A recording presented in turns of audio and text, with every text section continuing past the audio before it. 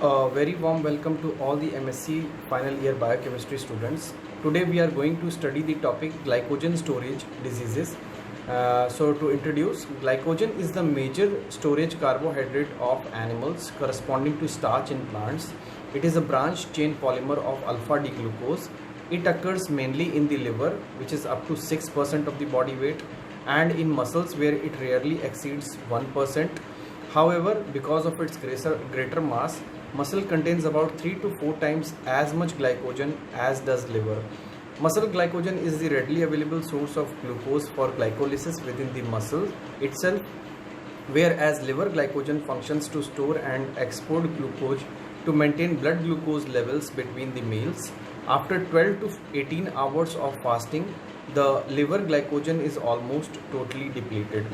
So, glycogen storage diseases are a group of inherited disorders characterized by either deficient mobilization of glycogen or deposition of an abnormal type or quantity of glycogen in the tissues, often leading to muscular weakness and even death. So, before understanding glycogen storage diseases in detail, let us first understand the pathway by which glucose, which is the main energy reservoir of the cell, main substrate which is used for the generation of ATP, is converted into glycogen. So glucose is converted to glucose 6-phosphate with the help of enzyme hexokinase in muscles and glucokinase in liver.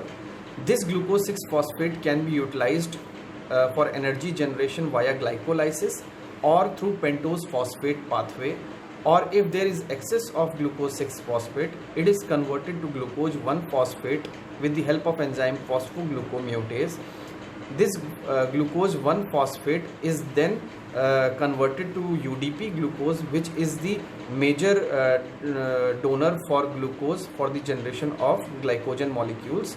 So glucose 1-phosphate reacts with UTP with the help of enzyme UDP glucose pyrophosphorylase to form UDP glucose and generates UDP plus pyrophosphates.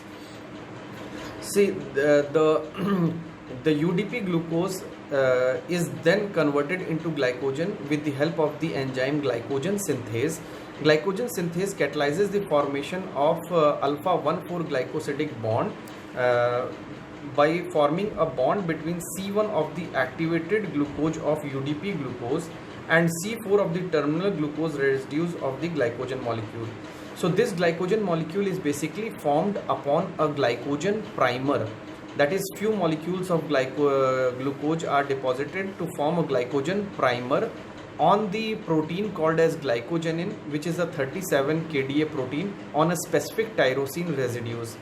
So whenever 11 residues of glucose are linked in a chain via alpha 1,4 glycosidic bond, then approximately 6 residues are transferred to the adjoining chain with the help of and forms a branch via alpha 1,6 linkage with the help of a branching enzyme. The mechanism of formation of glycogen from glucose 1-phosphate and the reverse mechanism of glucose 1-phosphate formation from glycogen is very different. But before going down to that, let me first tell you that the hormones like insulin, glucagon and epinephrine play a very critical role in the formation of glycogen and its degradation. Whenever there is a decrease in glucose level in the blood, then and hormones glucagon or epinephrine are released. They increase the level of the enzyme adenylyl cyclase, which converts ATP into cyclic AMP. This cyclic AMP is a very important second messenger of the cell. It basically activates glycogen phosphorylase and inactivates glycogen synthase. Here you can see that cyclic AMP activates glycogen phosphorylase and inactivates glycogen synthase, so that glycogen is converted into glucose 1-phosphate for energy generation. Similarly, whenever there is excess of glucose in the body, insulin is released. This insulin upregulates phosphodiesterases, which break down cyclic AMP into ATPs, and thus it activates glycogen synthase and inactivates glycogen phosphorylase due to decrease in the level of cyclic AMP. So this glucose 1-phosphate is further converted to glucose 6-phosphate by the same enzyme phosphoglucomutase, and this glucose 6-phosphate is converted back to glucose with the help of enzyme glucose 6-phosphatase, which is a very critical enzyme, and it is only present in liver and kidney, not in muscle cells. So any defect in any of these enzymes which are involved in the conversion of glucose to glycogen or back from glycogen to glucose, whenever there is a defect in any of these enzymes, this results in the deposition of abnormal type or quantity of glycogen, leading to glycogen storage diseases. So basically here you can see that the branching mechanism is different. So this whenever this glycogen synthase is involved in the formation of alpha 1,4 glycosidic bonds, whenever this chain is more than 11 glucose units long, approximately 6 glucose units are transferred from one chain to the another chain, forming a branch with the help of the branching enzyme. Similarly, for the degradation of contrary to this, for the degradation of this glycogen into glucose, first phosphorylase leads to the degradation of alpha 1,4 glycosidic bonds. So whenever there are 4 chains are present on the 2 adjoining branch unit, then 3 glucose units, trisaccharide unit is transferred from one chain to another by alpha 1,4 trans transglucan transferase enzyme, and then this branch point is exposed. This branch is broken by the enzyme debranching enzyme. So here I would like to emphasize that these branching enzyme and debranching enzyme also play a very critical role in the formation of glycogen as well as its degradation respectively. So these are the various types of glycogen storage diseases. The type 1 is called as von Gierk's disease, and it has a normal glycogen structure. It is due to the deficient or defectiveness of the enzyme glucose 6-phosphatase and mainly affects liver and kidney. The type 2 is known as Pompe's disease. It also has a normal glycogen structure, and it is due to defect in the enzyme lysosomal alpha 1,4 glucosidase or acid maltase. It mainly affects heart, and there are some effects in generalized also to various organs. Type 3 is Cory's Cobb's or limit dextrinosis, which has an abnormal glycogen structure with outer chain missing or very short. It is due to defect in the enzyme amylo 1,6 glucosidase, which is a debranching enzyme which is absent. It affects mainly liver, heart and muscles.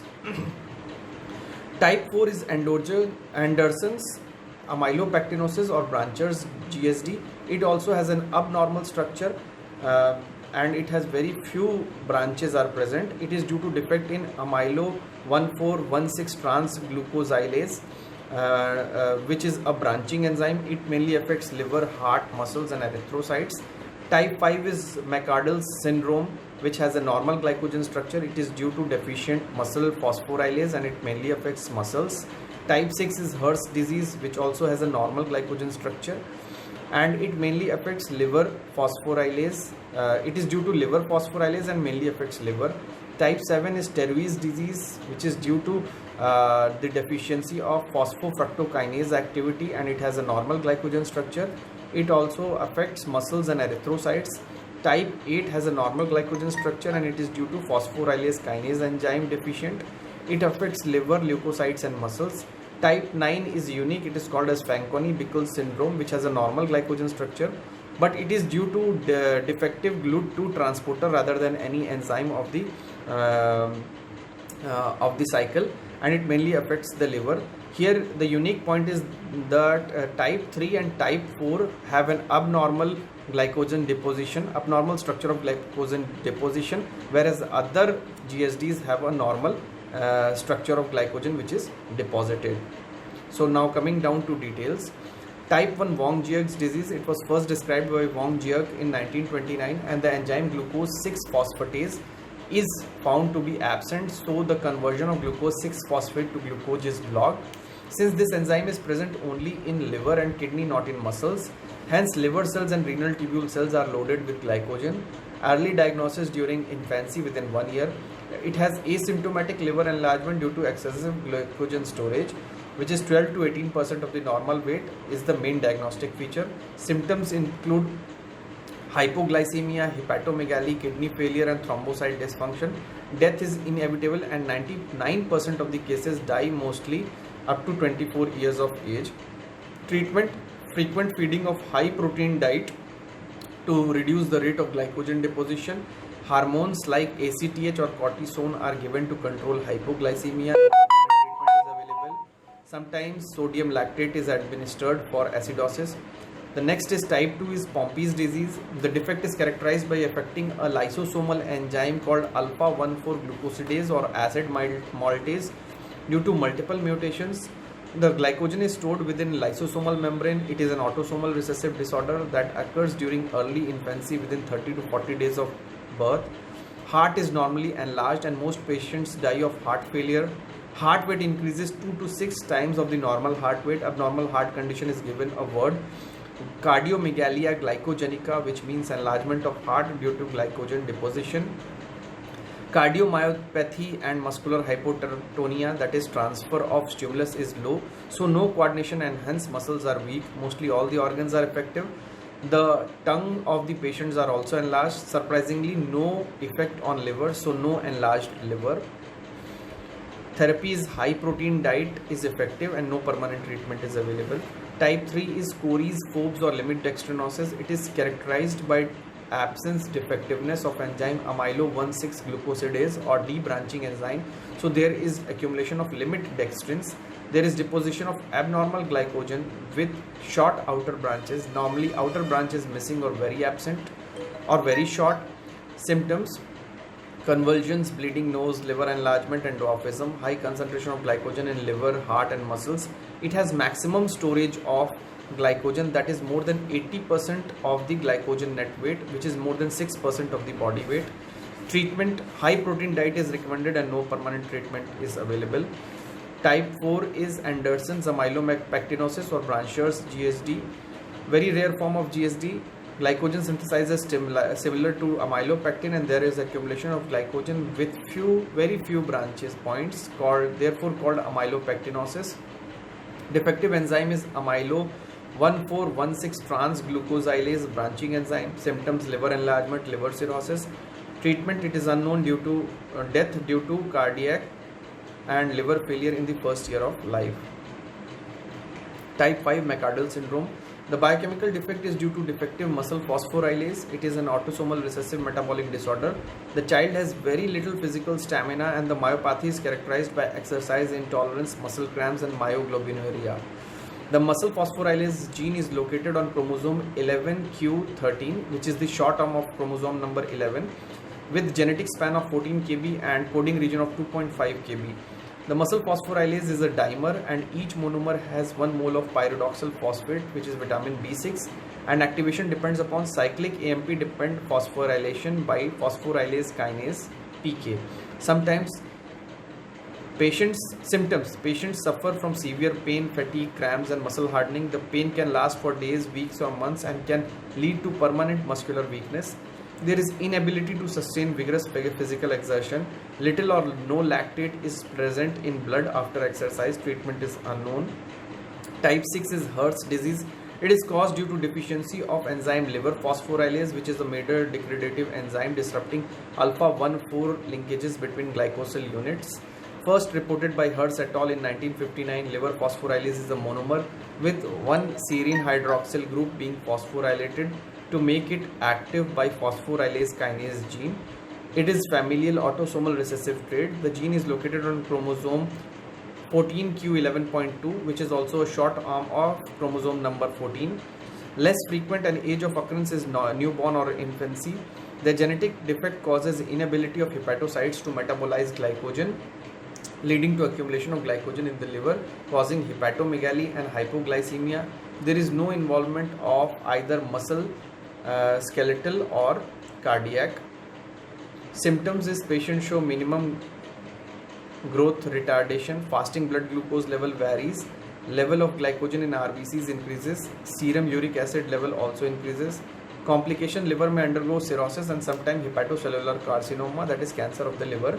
Treatment: no permanent treatment available, but only supporting treatment like frequent high protein and low carbohydrate feeding. With age, the clinical symptoms improve, so patients have normal lifespan and mental development, etc. Type 7 is Stauro's disease. It is caused due to phosphofructose kinase PFK deficiency, which converts fructose 6-phosphate to fructose 1,6-bisphosphate. In its absence, fructose 6-phosphate is converted back to glucose 6-phosphate. Since glucose 6-phosphate is an activator of glycogen synthase and inhibitor of glycogen phosphorylase, the glycogen of normal structure is deposited. Symptom: muscle cramps with exertion and myoglobinuria. Production of lactase, it is interfered, similar to type 5. All three organs like liver, muscle and heart are affected. Autosomal recessive inheritance. PFK activity is only 40% of the normal PFK activity. Type 8, enzyme phosphorylase kinase is deficient. No phosphorylation of liver phosphorylase, hence no breakdown of glycogen, similar to type 6. Patients have ketosis, hyperlipidemia and hepatomegaly. It is now classified with the class 6 and it is also described as X-linked recessive. The last one is type 9 Fanconi-Bickel syndrome, which was discovered in 1949. It is caused due to mutation in GLUT2 gene located on chromosome number 3, SLC2A2 gene. It is rare disease inherited as an autosomal recessive trait. Since the glucose cannot be transported, hence it deposits in liver and kidneys as glycogen, which is called as hepatorenal deposition of glycogen. Symptoms: fever, vomiting, growth failure and rickets at the age of 3 to 10 months. Later dwarfism develops with a protruding abdomen, moon-shaped face and fat deposition on shoulders, abdomen and hepatomegaly. Complication: pancreatitis and frequent fractures with osteoporosis in later life. In this, the transporter for glucose is defective due to defective gene and it does not involve defect in any functional enzyme of the carbohydrate metabolism like in other GSDs. Therefore, it is also known as false GSD. So this chapter is finished. Thank you all.